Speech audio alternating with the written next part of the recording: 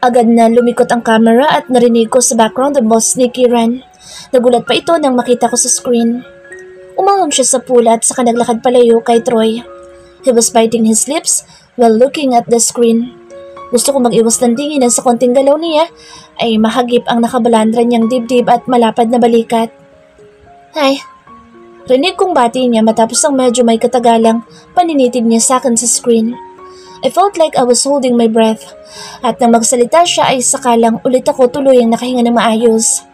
Itinagilid niya ang ulo at hinawi patagilid ang medyo basa pang buhok. The sight of his biceps and his armpit is making me really uncomfortable. Ilang beses na napalunok ako habang nalulunod sa mga titig niya mula sa screen. Aren't you gonna greet me back? Malambing na tanong nito habang bahagyang ngumingiti sa akin. Napasinghap ako at napakaslot sa upuan. Hindi ko alam kung bakit. Hindi ko matagalang makipag-usap sa kanya. Mapa-personal man o kahit sa phone. Hindi ako sanay at sobra-sobra palagi ang pagkailang na nararamdaman ko sa kanya. I wonder, how would I deal with him for 3 months na ganito? Ang nararamdaman kong nervyos kapag nakikita at nakakausap siya. Is it really that convenient to just stare at me rather than talking to me? Nang ibalik ko ang tingin sa kanya ay nanunukso na naman ang mga ngiti sa labi niya. Habang halos hindi na kumurap dahil sa paninitig sa akin. Pinigilan kong mapalunok at agad na nag-iwas ng tingin. I'll return it back to Honey. Mabilis na sabi ko at agad na inihaga sa kandungan ni Honey ang phone niya. Why? Takang tanong ni Honey pero nag-iwas na ako ng tingin at itinuon ang atensyon sa labas ng bintana ng van. Hindi ko talaga maintindihan ang sarili ko kapag kausap ko ang Kira na iyon. Bakit ba ako kinakabahan gayong kausap ko lang naman siya sa screen? Inis na napairap ako. I hate it. Nainis ako sa nararamdaman kong pagkailang sa kanya. Nainis ako sa mga paninitig niya na parang meron siyang gustong sabihin na hindi niya masabi ng diretso. I hate that I am curious about how he thinks of me.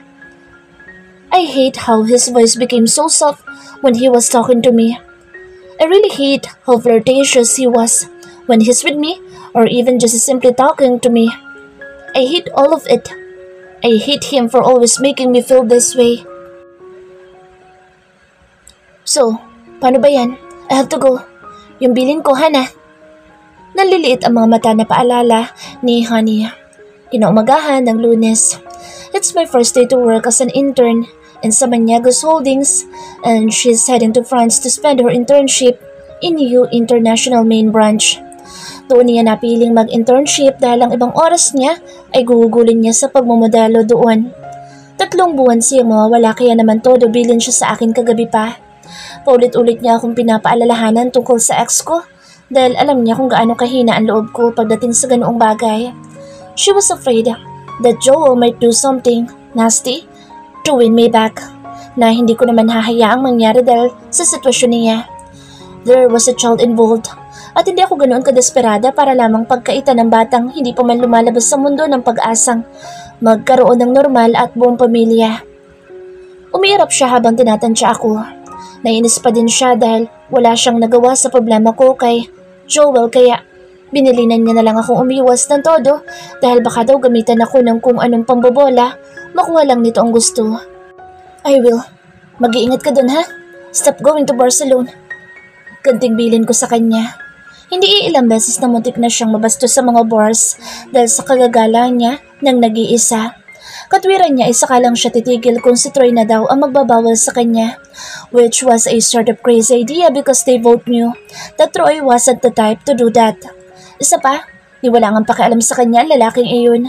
Lahat nga ng paraan ng pag-iwas ay ginagawa ng lalaking iyon para lang maiwasang makasama si Honey, na hindi ko talaga maintindihan dahil sa sobrang daming nagkakagusto sa kakambal ko ay baka kuyugin siya kapag nalamang tinatanggihan lang niya si Honey.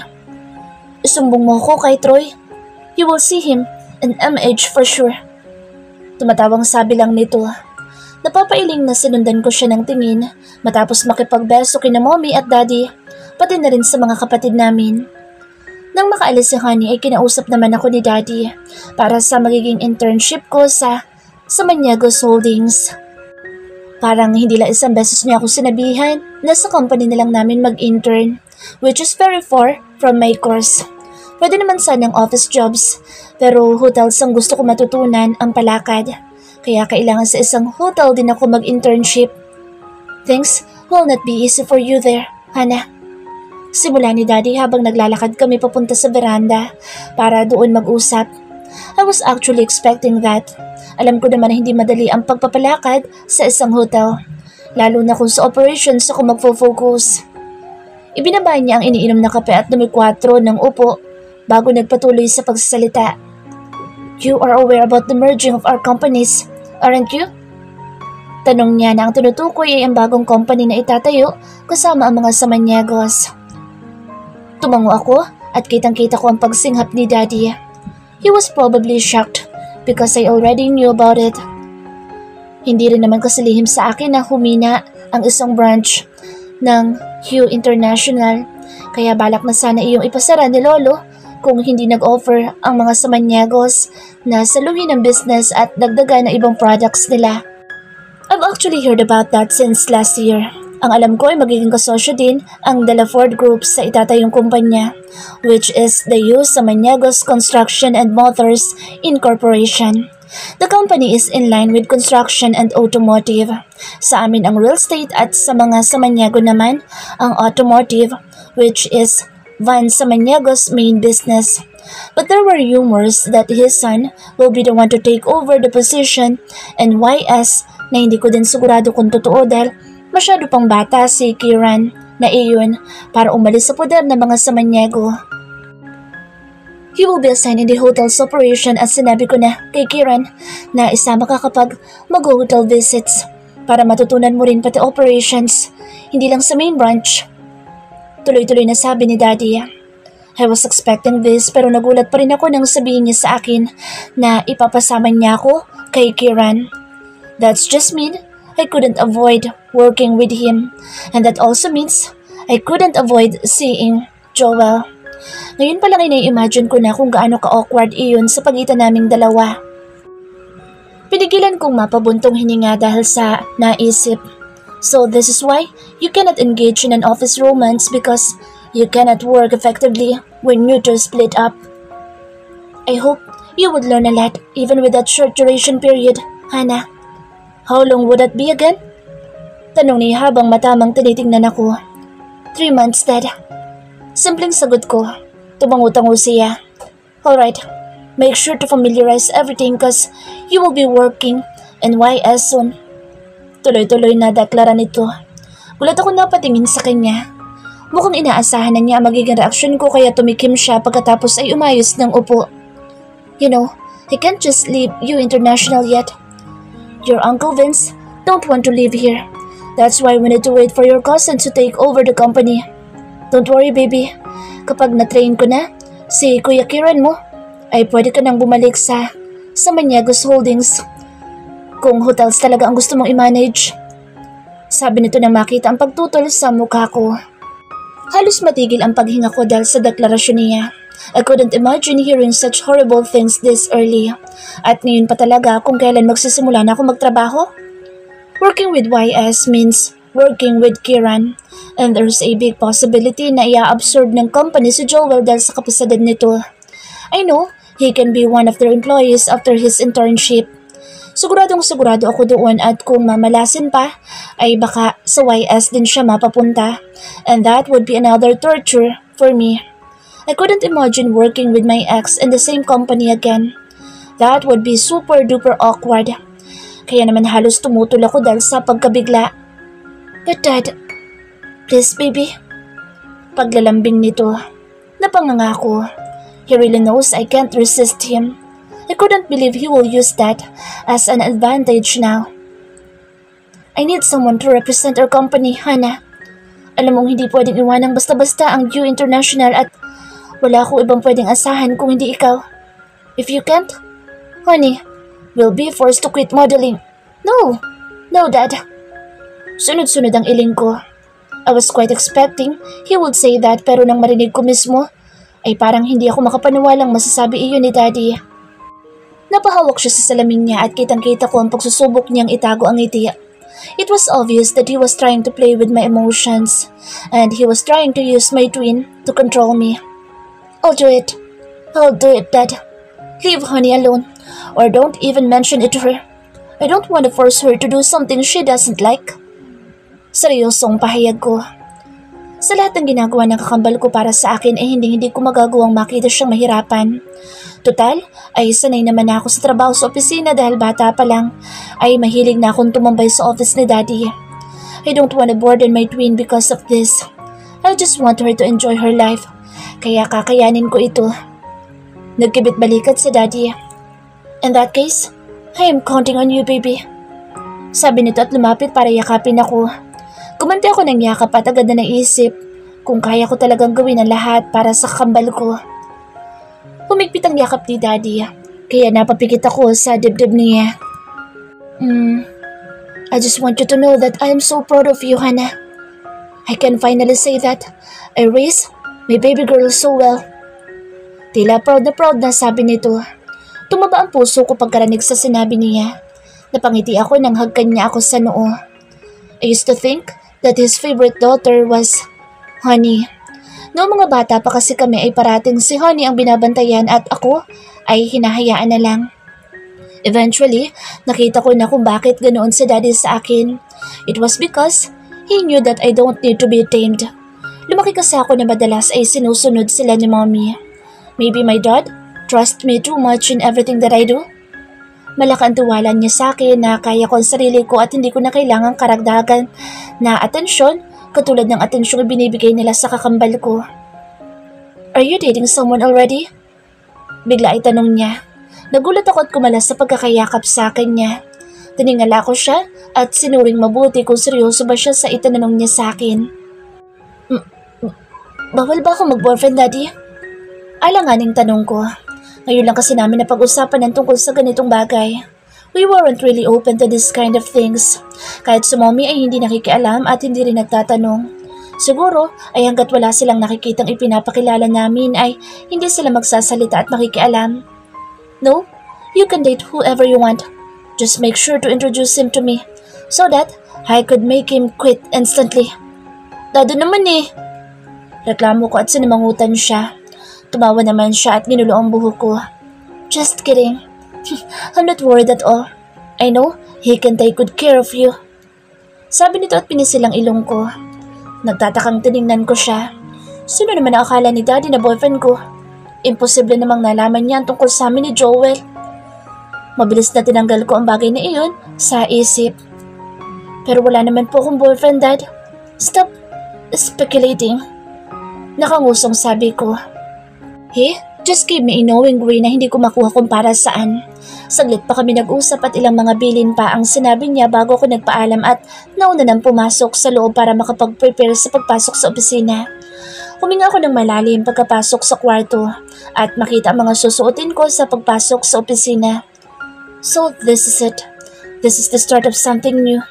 Something that would make me closer to my dreams. Napangiti ako bago tuloy-tuloy na pumasok sa banyo para makaligo at makapaghanda na sa unang araw ko sa trabaho. This way po, ma'am. May kausap lang po si Sir Kiran saglit.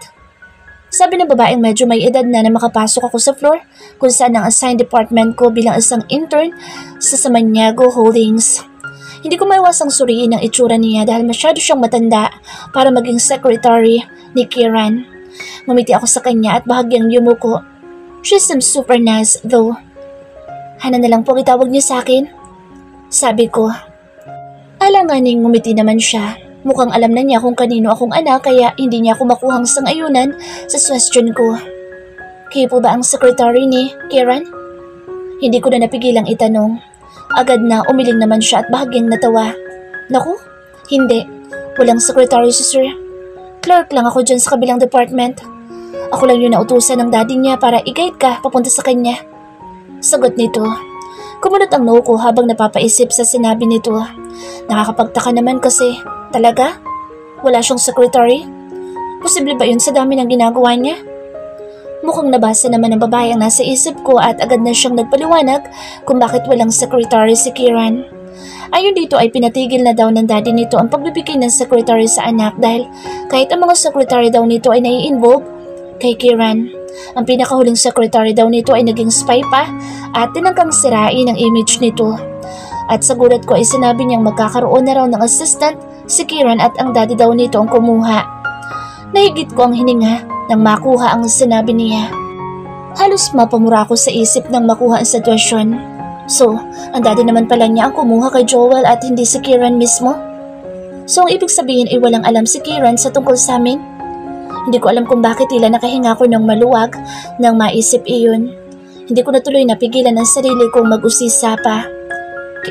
Kilala po ba ng mga Samaniego yung assistant na kinuha? Hindi ko na mapigil na tanong.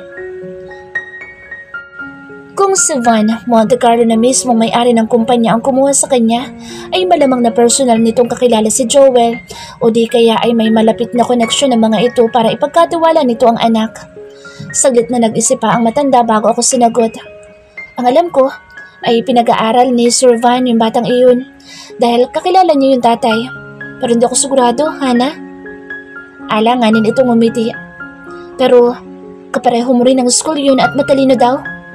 Malamang ay kakilala mo? Dagdag pa nito. Muntik na ako masami dahil sa sinabi niya. Agad na umiling ako. Marami pong estudyante doon at marami din pong matatalino. Baka hindi ko kilala. Pagsasinungaling ko, tumangutango naman siya at binuksan na ang pinto ng opisina ni Kieran. Sir, nandito na si Hana, yung magiging intern mo. Sabi nito matapos mabuksan ang pinto at makapasok kami sa loob ng opisina ni Kieran Samaniego. Hindi ko napigilang mamangha sa laki at luwag ng opisina niya. Mas hamak ang luwang nito kaysa sa opisina ni Daddy na meron pang sariling kwarto. Nang igala ko ang tingin sa paligid para maghanap kung meron ding private room doon, ay wala ako nakita. Tumaas ang kilay ko at ipinagkibit balikat na lang iyon. Mukhang wala naman pala ako maaabutan kung ano dito dahil walang private room. Nagulat pa ako nang iyon na maging laman ng isip ko dahil sa alam ko ang pagiging babaero ni Kieran. Ipinilig ko ang ulo ko at ibinalik ang tingin sa kanya. Kasalukuyan naman siyang may kausap sa telepono kaya tinakpan nito iyon saglit at saka nagangat ng tingin sa amin. Napasingap ako na magtama ang mga paningin namin. Hindi ko mapigilang mapalunok nang makita ang paghagod kaagad niya ng tingin sa kabuuan ko. At nang muling iangat ang tingin at magkasalubong ang tingin namin ay para akong inaatake ng kakaibang kaba. Kakaiba talaga ang dating ng lalaking ito. Hindi ko alam kung sadyang malakas ang karisma o alam ko lang na babaero siya kaya kabado ko palagi kapag mapapatitig sa mukha niya. Sabi ko sa iyong Kieran na lang itawag mo sa akin. Nakasimangot na sabi ni Kieran. Tumawa ang matanda sa sinabi nito. Inilapit niya ulit o inilipat niya ulit ang tingin sa akin. Have a seat, Hana. Give me a minute or two. Tatapusin ko lang ito. Sabi niya at kinausap ulit ang matanda. Yung assistant na sinasabi ni Daddy. Wala pa ba, Nay? Nay? Nagtaka ako sa itinawag niya sa matandang naghatid sa akin doon. Hindi ko tuloy mapigilang mapatingin sa matanda. Are they close? Wala pa. At saka maaga pa naman. Dadalhin ko dito kapag dumating na. Ano palang gusto mong merienda mamaya? Tanong pa nito at lalong naging casual ang pakikipag-usap kay Kieran. Ikaw, Hana, may gusto ka bang merienda? Sabay baling naman ito sa akin kaya medyo nagulat pa ako dahil sa ginagawa kong paninitig sa kanya. Kahit ano na po, kung ano po yung sa kanya, yun na rin po para hindi na po kayo maabala pa sa pagpili. Sagot ko. Napangiti naman siya. Kumakain ka ba ng maruya? Yun kasi ang paborito ni Kieran. Sagot nito. Kumunot ang noo ko dahil hindi ko alam kung ano ang pagkain na sinasabi nito. That was the very first time that I hear that. Maruya? Napatingin naman ako kay Kieran. Hindi kasi talaga ako pamilyar sa pagkain sinabi nito. Naabutan ko ang titig niya na mukhang hindi niya pa inaalis mula pa kanina. It's a fritter, Hana. Banana fritter. Nakangiting sabi niya at inilipat ang tingin sa matanda. Ibili mo na lang siya ng kahit na ano sa cafe, Nay. Baka sumakit ang tiyan. Nakangising question niya. Agad na umiling ako. No, kakain ako. Tutol ko sa sinabi niya. Gusto kong tikman yung maruya. Sabi ko sabay baling doon sa matanda. Tumawa si Kieran at saka binalingan ang nakangiting matanda. Samahan mo na ng fries, Nay. Baka hindi niya magustuhan para may pamalit. Utos nito. Agad namang tumango ang matanda at nagpaalam. Kumunot ang noo ko. Paano niya na lamang mahilig ako sa fries? Ipinilig ko ang ulo ko. Baka nagkataon lang dahil wala namang taong hindi kumakain noon. Tinapos na niya ang pakikipag-usap sa telepono at muling hinarap ako. Ilang saglit na tumitig siya sa akin bago nagsalita. It suits you. Biglang sabi nito. Ha? Your hairstyle. It looks good on you. Puri niya matapos ang ilang beses na paninitig sa mukha ko. Pinigilan ko ang sariling mapaismid. Playboy's way to get your attention. They compliment you. Nanliit ang mga mata ko at pilit na pinapormal ang expression at saka eksahradang tumikim para iparamdam sa kanya na wala akong panahong makipagbulahan. Thanks, but can we now talk about work, sir? I said, trying to avoid his flirtatious approach. Malakak siya pagkatapos ay tinitigan ako ng mariin. Drop the formalities, Hannah. It's not like you are really here to work. Sabi nitong halos ikataas ng dalawang kilay ko. Kumunot ang noo ko at naisip kong ano kaya ang ina-expect nitong bala kong gawin doon. Well, I am. I spat. Tumaas ang kilay niya sa akin. Ano ba akala mong ipinunta ko dito? Para makipagharutan sa'yo? Prangka kong tanong at halos irapan na siya. Hindi ko mapigilan ang pagmamaldita dahil sa sobrang obvious na pakikipagharutan niya. Imbes na masindak ay ngumisi pa itong lalo at tinitigan muli ako. Amusement was in his eyes. You've done your research, huh? Sabi nito na nakahawak pa sa labi. Nag-iwas ako ng tingin. I didn't. It's all over the news. Sabi ko at umayos ng upo. Tumayo siya at umikot palapit sa gawi ko. Napatingin ako sa hita ko na medyo na-expose dahil sa pag-upo ko. Bahagyang hinila ko ang ladlaran o laylayan ng skirt ko. Lumapit siya sa gilid ko at itinukod ang kaliwang kamay sa table. Napasinghap agad ako nang maamoy ang pamilyar na pabango niya. Napapikit ako nang inilapit niya ang mukha sa tenga ko. Let's see. How much did you know me? Bulong niya na halos magpanginig sa mga tuhod ko sa nervyos dahil sa sobrang pagkakalapit namin. Pakiramdam ko ay nabitin ang lahat ng salita sa lalamunan ko. Ni hindi ako makagalaw para itulak siya. Napahigpit pang lalo ang hawak ko sa laylayan ng skirt ko. This guy really knows how to seduce women. Ito ang dahilan kaya napapaikot niya sa mga palad niya ang mga kababaihan. At ang personal na maranasang harut-harutin na isang katulad niya ay hindi ko masabi kung masama ba o pribilehiyo para sa isang babae. Do you want to try kissing me? Maya-maya'y tanong niya. Napadilat ako agad na hindi ko na malayang napapikit na pala ako at agad na napaayos ng upo. Tumambad agad sa akin ang nakangisi niyang muka. Hindi ko alam kung saan ibabaling ang paningin ko sa kabuuan ng mukha niya. His facial features are almost perfect. Halos mapamura ko. He was really handsome, up close. Hindi pang karaniwan ang mukha niya at ang dating niya ay sobrang lakas ng kahit na sanay akong makakita ng gwapo ay hindi ko maiwasang mamangha sa kaperpektuhan ng mukha niya. Bagong gupit siya ngayon at ibang-ibang hairstyle niya sa mga gupit niya na madalas kong makita sa mga news. Now, it was shaved on the sides and brushed up. Nagbuka tuloy siyang model ng suit dahil sa ayos niya ngayon. Ang kabuuang mukha niya ay halos makuha niya sa daddy niya na may ibang lahi. His creamy white complexion was, I'm sure, he got from his mom. At sa bahagi lang din na iyon, sila nagkapareho ng kakambal nitong babae na co-model ng kakambal kong si Honey. Unlike us, Kieran and Natalie are fraternal twins. Do you? Ha? Gulat na tanong ko nang muli magsalita siya. I guess I was zoning out again. Gosh, tumas ang kilay niya habang tinititigan ako. Did you just zone out while talking to me? Naliliit ang mga mata at tila hindi makapaniwalang tanong nito. Sunod-sunod na napalunok ako. Hindi ko na naituloy ang sasabihin ko nang bigla siyang tumawa. You're unbelievable, sweetheart. Halos manindig ang balahibo ko sa lambing ng boses niya nang sabihin iyon. Kinakagat-kagat niya ang ibabang labi niya habang nakatingin sa akin. Bakit parang ang sarap sa pandinig ng endearment na ginamit niya? Ipinilig niya ang ulo at magsasalita na sana nang biglang may kumatok sa pinto. Halos sabay kami nag-angat ng tingin doon. 3 sunod-sunod na katok at pagkatapos ay pumasok doon ang isang lalaki. He looked so formal, wearing a dark blue polo. Nakatupi ang sleeves hanggang sa siko at planchadong-planchado ang slacks. Wala man lang mababakas na pagkagulat sa mukha nito na magtama ang mga mata namin. Tumiin ang hawak ko sa laylayan ng skirt na kanina ko pahawak-hawak.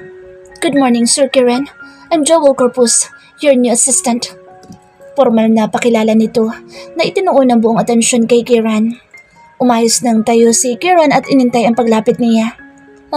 You must be Tatay Juan-san. Sabi nito at naglahad ng kamay. I'm Kiran, and this pretty lady right here is Hanayu, my intern. Pakilala nito. Inabot ni Joel ang kamay ni Kiran at pagkatapos ay formal na naglahad ng kamay sa akin. Hindi ko maiwasang mapatingin ng mariin sa kanya. Joel Corpus, I'm looking forward to working with you. Mas formal na pakilala nito sa akin. Napalunok ako. He managed to act as if it was the first time we've met. Tumikim ako at inabot ang kamay niya. Same here. Matabang nasabi ko at inalis kaagad ang kamay ko mula sa pagkakahawak niya. Nakita ko ang gulat sa mga mata niya pero hindi ko na pinansin iyon. I am quite pissed and I just cannot hide it. So you want us to act like we don't know each other? Fine, bastard. Masyadong busy ang buong opisina ng araw na iyon kaya kahit na first day pa lang at dapat ay orientation pa lang ng magiging trabaho ko ay napasabak na agad ako. Kabilaan ng mga tawag na nare-receive ni Kiran kaya hindi niya pa ako gaanong naturuan. Sa paperwork halos naubos ang oras ko. Nag-stretch ako matapos kong ma-encode ang mga pinagagawa niya. Napatingin ako sa monitor at nagulat pa ako nang makitang lampas 12:00 na. Bumukas ang pinto at iniluwa doon ang matandang nag-assist sa akin kanina na napag-alaman kong dating mayordoman nila Kiran at sinabi niyang Nanay Rodora na lang ang itawag ko sa kanya. Kiran, lampas 12:00 na. Ano at hindi mo pa pinapakain ng mga empleyado mo? Sabi nito na nakangiting tiningnan ako at pagkatapos ay si Joel. Wala sa kung anong ginagawa sa computer ay napaayos ng upo si Kiran at saka tiningnan ang relo. Napamura ito ng mahina at saka naabutan ang tingin ko pero agad din ako nag-iwas ng tingin nang makitang itsura niya. He looks so damn hot with that anti-radiation glasses on, with his white polo that has 3 buttons unbuttoned. Hinubad niya ang salamin at saka humarap sa akin. I'm sorry, I didn't notice the time. You must be hungry now. Let's go and grab a lunch. Sabi nito at tumayo na. Naku, nasanay ka kasi nagpapalipas ng gutom kaya hindi mo alam ang oras ng pagkain. Sermo na matanda kay Kiran. Tumawa lang ito ng mahina at saka hinilot ng bahagya ang nose bridge. Napatingin ako sa kanya dahil sa dami ng kung ano-anong issues ng pagiging palikero niya ay hindi ko akalaing seryoso pala siya sa trabaho. Mula pa kanina ay wala siyang tigil sa pagtatrabaho. Buong akala ko ay dahil anak bayaman siya ay wala siyang ginagawa kundi magwalwal at magwaldas lang ng yaman ng mga magulang niya. Basta sa nakikita ko ngayon, he is the total opposite of the man that I used to think he is. Well, para na lang yung pagiging babaero na naranasan ko mismo kani-kanina lang. Wala sa sariling napairap ako. How about you, Joel? Do you want to come with us? Yaya ni Kiran kay Joel na pinapanood kami sabay na tumayo. Napatingin muna siya sa akin bago sumagot. Pasimple akong umirap nang magkasalubong ang paningin namin. Hindi na po, sir. May baon po akong lunch. Doon na lang ako kakain sa pantry. Sagot nito. Nakahinga naman ako ng maluwag. Baka pati sa pagkain ay mawalan pa ako ng gana kung makakasabay ko siya. Okay. Then, sumabay ka na kay Nanay Rodora. Doon ka din kumakain, di ba, Nay?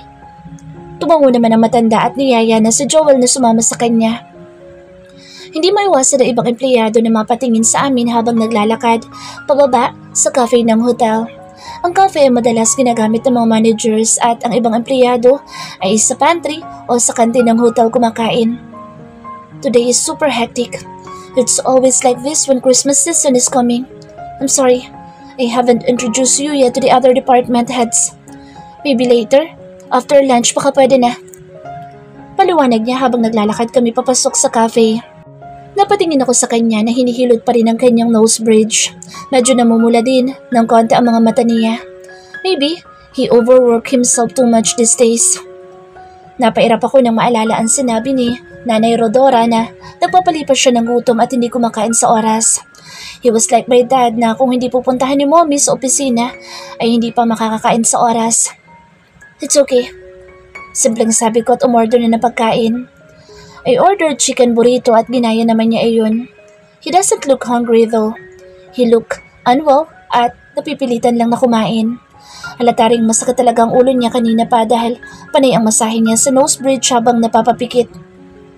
Do you have available medicines for headache? Tanong ko sa babae sa counter. Tumango naman siya at iniabot iyon sa akin. Where did you go? Tanong ni Kira nang makabalik ako sa table namin. He didn't eat that much at nakahawak pa sa ulo madalas. I got your medicine for headaches. You don't look good. Finish your meal and take this. Sabi ko sabay lapag ng gamot sa tapat niya. Tumagal ang titig niya sa akin bago tumango at pinagpatuloy ang pagkain.